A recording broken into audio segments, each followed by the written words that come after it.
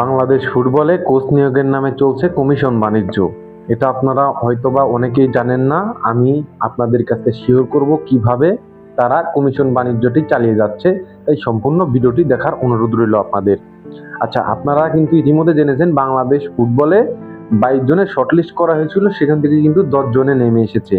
এই 10 জনের ভিতর থেকে কিন্তু সেরা কোচ নিশ্চিত হবে আগামী 3 দিনের ভিতরে। কোন কোচটি বাংলাদেশ ফুটবলের ডাগআউটে দাঁড় হবেন এটা নিয়ে আগামী 3 দিনের মধ্যে আপনারা আপডেট পেয়ে যাবেন। এখন আসুন আমরা কথা বলি আসল বিষয় নিয়ে। আপনারা হয়তোবা সাইফুল বারী টিটুকে চিনেন। সাইফুল বারী টিটু কিন্তু বাংলাদেশের ফুটবলের টেকনিক্যাল ডাইরেক্টর।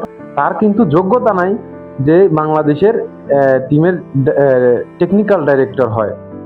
সে এমনটা হয়েছে এবং সে ফুটবলটারে তেজ মারতেছে, ঠিক আছে।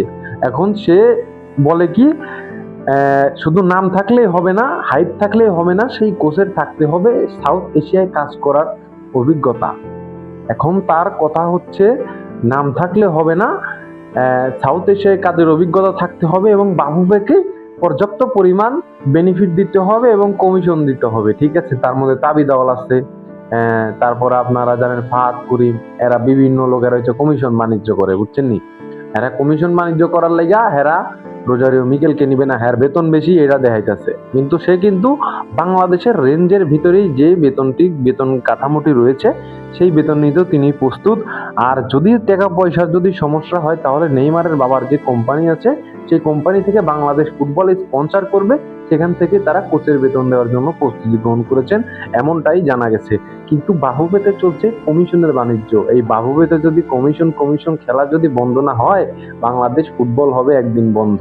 এটা আপনাদের বুঝতে হবে। যেমন ক্রিকেটটারে ধ্বংস করছে এই কমিশন বাণিজ্য করতে করতে, এক সময় দেখবেন ফুটবলটাও দেশের নষ্ট হয়ে গেছে এই কমিশন বাণিজ্য করতে করতে।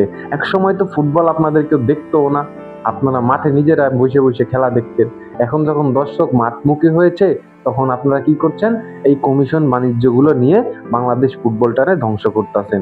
এইসব বিষয় বাদ দিয়া ভালো একটা কোচ নেন, বাংলাদেশ ফুটবলটা কিভাবে উন্নতি করে সেই বিষয়ে আপনারা নজরদারি করুন। এই কমিশন বাণিজ্য বাদ দিয়ে ভালো হয়ে যান আপনারা। তো আর কিছু বলবো না, ভালো থাকবেন সবাই।